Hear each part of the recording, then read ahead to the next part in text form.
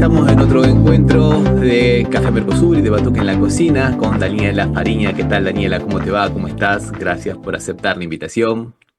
Hola, ¿qué tal? Un placer, un saludo enorme y un abrazo que tiende puentes entre la patria grande. Muy feliz de este encuentro. Bien, los que estamos contentos somos nosotros. Comentamos que Daniela es periodista de investigación, bien parte de la comunicación de Red de Alto al Tráfico. Sí, es una red internacional que lucha contra la trata y que, bueno, en este momento está más viva que nunca gracias a un caso en particular, que fue el caso Loam, que es paradigmático de todo lo que implica la trata en el mundo, el poder, cuáles son los hilos que se van moviendo alrededor del terrible negocio, que es el peor de la humanidad, incluso más devastador que tráfico de armas, es el primero de todos, y bueno, simboliza aquello que tenemos que combatir porque no es casualidad que el consumo y el tráfico esté vinculado de manera directa a la administración del poder. Eh, Hay algo que tiene que ver con el placer de dominar y con el placer de romper otras conciencias, con el reverdecer de la esclavitud, que termina llevando a una consecuencia directa sobre la naturaleza y sobre nuestros cuerpos. Y qué más frágil que un niño o una niña, ¿no? Claro, claro, justamente, ¿no? En Argentina estamos un poco conmocionados por el caso Noam, como dijiste vos. También hay otros casos más, el caso de Liam, este chico también que desaparece en Córdoba, cerca de la ciudad de Belleville. Pero el tema es como decís vos, es muy complejo. Son cientos de personas todos los años, esto no lo digo yo, lo dice la Oficina de Rescate y Acompañamiento a las Víctimas de Trata, que, bueno, muchas veces por motivos sexuales, pero también por motivos de explotación laboral, por motivos de mendicidad y por otro tipo de explotaciones. Es un tema que lamentablemente por la urgencia de la agenda económica y política muchas veces se deja de lado, pero es de suma importancia, ¿no? Sí, totalmente. Es el tema principal, es como dijiste vos, vinculado quizás a otros intereses, pero bueno, también tenemos el tráfico de órganos, Ujú. los delitos sexuales que están creciendo porque sigue este fenómeno de concentración económica y de erosión de la simbología que implica un deterioro cognitivo en nuestra sociedad y va llevando al disfrute, como decía antes, de la explotación. Entonces, hay un aumento en el mercado de niños para la pedofilia, que está muy vinculado a esa concentración de poder. Estamos ante las puertas de una supuesta tercera guerra mundial que se tiene que evitar y que en realidad su foto más terrible es Israel, con este genocidio permanente en Palestina, con el reverdecer constante de la crueldad y que se va expandiendo a lo largo del mundo con sus servicios de inteligencia. Estamos hablando del terrorismo de Estado, estamos hablando de el terrorismo organizado y que se va metiendo dentro de las instituciones, ¿no? Y lo terrible es eso, cómo utilizan ese poder estatal, ese poder institucional que los pueblos delegan en algunas personas para cometer los peores crímenes, para robarnos los niños, básicamente, que es la imagen más cruel de todas, ¿no? Aparte de todas las que mencionaste vos. Es triste lo que estás diciendo y muy real, ¿no? Porque nosotros pensemos en la Franja de Gaza específicamente, pero en Palestina, porque también es Cisjordania, ¿no? Ya han asesinado, ¿no? A más de 51.000 personas desde el octubre del 2023 hasta ahora, y las dos terceras partes son mujeres y niños. O sea, no estamos hablando de que hay un enfrentamiento de un ejército contra otro. No, no, no, es, digamos, cobardía, ¿no? Es cobardía. Yo me voy un poco Ujú. más allá y para mí, no para mí, hay pruebas de que es una guerra inducida. O sea, hoy en día avanzó tanto la inteligencia que, bueno, está vinculada a la trata, ¿no? Porque ellos son los principales traficantes de órganos y demás, pero es tanta la inteligencia que ellos crean el enemigo, administran el enemigo, no existe un enemigo, ¿entendés? Sí, Son sí. ellos contra ellos para poder avanzar sobre un territorio y jamás es nada, sí, administra la venganza, administra la respuesta, pero no es cierto que Israel no tenga la tecnología para haber evitado todos esos supuestos secuestros que hicieron el bando enemigo, sino que es como sucedió acá con la dictadura, que hacen intentos como de disfrazarse de civiles Ujú. para justificar luego su accionar represor. Hay una cosa que me preocupa mucho, que por eso me parece muy interesante que hayas puesto el caso de lo que ocurre en el Estado de Israel, donde hace años que nosotros vemos, por ejemplo, cómo se vulneran los derechos de los niños y los niños van presos. Niños de 10 años van presos, y van presos porque a lo mejor tiran piedras. A lo mejor tiran piedras, porque digo, no se sabe, no hay prueba. Está siempre la voz del opresor que dice, lo hicieron. Y nosotros vemos ahora, hace 15 días atrás en Argentina, que a dos niños de 2 y de 14 años los tuvieron retenidos, atados, digamos, esposados en Una el, imagen espantosa. porque Terrible. supuestamente tiraban piedras. Yo nunca pensé que íbamos a ver eso en Argentina. De la escuela que pasaban por ahí encima. Pero Claro. por más que los tiraran piedras, lo que sea, la falta de respeto a lo que más tenés que cuidar, es bueno, es esa imagen de la psicopatía extrema, ¿no? Es la pérdida absoluta de la capacidad de sentir.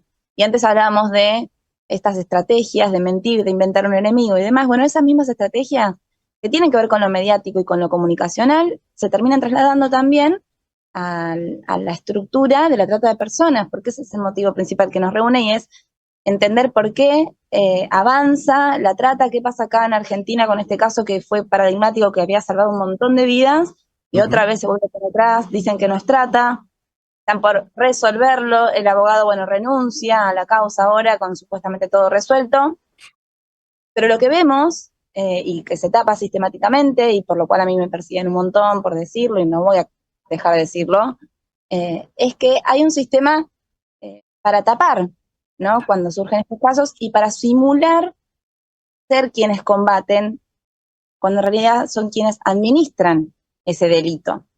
Entonces, mucho tiempo el delito fue, bueno, la policía por un lado, los delincuentes por el otro y el Estado administrando entre los dos.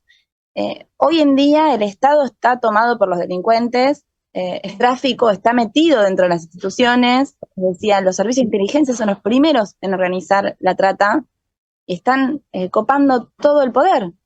Entonces es una imagen que sintetiza cuál es el conflicto de nuestro país, ¿no? Y en el mundo, porque Trump también es eso. Trump llega al poder porque estaba siendo perseguido por ser uno de los administradores de la trata y de la pedofilia en Estados Unidos. Y, Ok. y por eso estamos hoy con esta otra imagen, ¿no?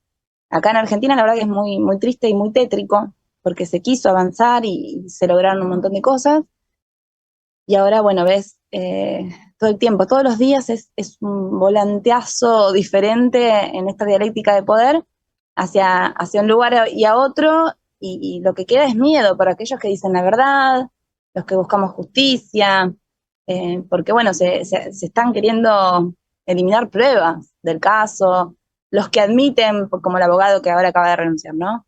Admiten quiénes son los culpables y te dicen que algunas cosas estaban mal, ¿no? Y también, por otro lado, dice que no era trata. Entonces lo que están haciendo es tapando a los demás arriba. Entonces todo el tiempo es así. No existe libertad en la información y encima aparecen estos simulacros que administran todo, administran el combate y administran el crimen. Estamos como presos de un show permanente de la política. Y a Y eso después vos está ponelo. la parte, ¿no? Que están siendo muy infiltrados, con, por ejemplo, la sociedad civil se había organizado con el caso Loam en grupos de WhatsApp, Ujú. eh, y bueno, todos esos grupos fueron infiltrados por la misma gente que eh, desorganizando todo esto, metiendo noticias falsas, haciendo persecuciones, controls, cuando alguien quería decir algo que era disruptivo, que era real, ¿se entiende? Y haciendo una persecución de los periodistas que decían la verdad.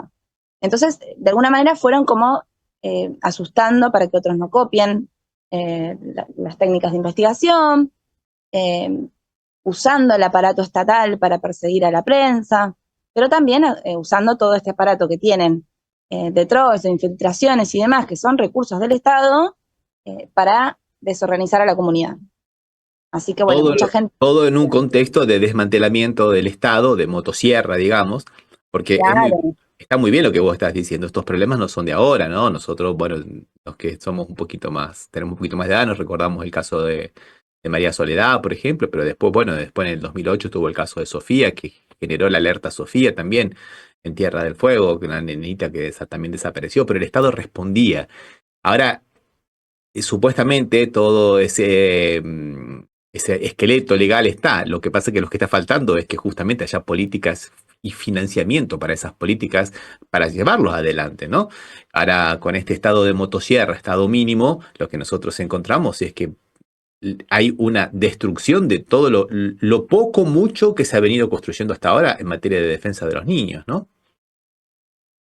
sí, sí, sí, y es bastante tétrico, ¿no? Ya lo habían anunciado. En su momento, Milei se manifestó a favor de la venta de niños. Sí, me acuerdo. En caso Loan querían hacer una Sí. ley donde se flexibilizaba la posibilidad de que no se penalicen a aquellos que vendían sus niños. También estamos ante la influencia de un nivel de desarrollo tecnológico que no tuvimos nunca antes. Sí. Entonces tenemos que inventar formas también nuevas de hacerle frente. Pero bueno, yo creo que es tan poca la cantidad de gente rota que tiene estos hilos que siempre va a haber una forma eh, inteligente de ganarles, ¿no? Sí, Es con sí. tecnología y es con organización social y es obviamente sosteniendo nuestra capacidad de amar y la paz de este lado y que somos la paz y que somos el amor. Y eso siempre genera un efecto contagio y ahí es donde la tecnología nos favorece porque podés censurar algunas cosas, pero cuando vos estallás con algunas verdades, se generan fenómenos sociales enormes que no los podés parar porque atraviesan todo, atraviesan la cultura, atraviesan el deporte, y entonces la sociedad se apropia de eso. A eso pasó con el caso Loam, Ujú. entonces hubo un efecto contagio donde se salvaron muchísimas vidas acá en Argentina y en el mundo, ¿no? Sí, Y sí. eso no hay que olvidárselo, porque eso sucedió y va a seguir sucediendo, solamente que hay que aprender y bueno, saber que del otro lado está esa energía permanente en organización de su impunidad. Pero no es cierto que sean mayoría, sí tienen toda una red de mafiosos o de, si querés, estafadores en potencia o que se van sumando a los intereses extranjeros sobre nuestra patria.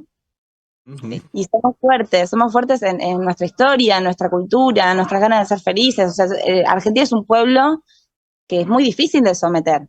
Necesitas muchos años para romper eh, toda esta rebeldía que venimos trayendo de siempre. Vos le nombraste Evita, o sea, sabemos que los pibes tienen derecho a ser felices. Después, bueno, podés hacer que una persona repita discursos, que diga cualquier cosa, pero después cuando vos los parás frente a una situación, realmente te das cuenta que tienen en su esencia un conocimiento de los derechos que no nos van a poder arrebatar tan fácil, ¿no? Y acá se nota, cuando hablamos de la pedofilia, de los derechos de los pibes, bueno, toda la sociedad se puso de pie y se conmovió, eh, y eso también fue un gran logro de nuestros medios de comunicación, que son hermosos, son un faro en los derechos humanos y también hay que cuidarlos porque ante el avance de estas mafias también vienen las réplicas sobre aquellos comunicadores que hicieron lo justo. Daniela, te agradecemos profundamente haber estado con nosotros. La verdad que fue un gustazo haberte escuchado, haber aprendido con vos de todo esto. Y bueno, ya sabes, las puertas están siempre abiertas para cuando quieras volver. Bueno, muchas gracias, un placer, gracias por hacer comunicación de la buena. También aprendo de ustedes. Yo soy fanática de Paulo Freire Ujú. y, estos días volví a él, volví a leerlo y a escucharlo. Él es un hombre que nunca dejó de ser niño, así que nos dejó ese legado de proteger la infancia y de proteger ese niño que hay adentro nuestro, esa libertad de ser quienes somos, de jugar y ese ser poderoso que tenemos y que nos hace argentinos y latinoamericanos con mucha pasión. Somos seres pasionales porque tenemos muchas ganas de vivir y un fuego enorme basado en una infancia llena de derechos. Así que a cuidar eso. Un abrazo, Daniela. Gracias. Gracias.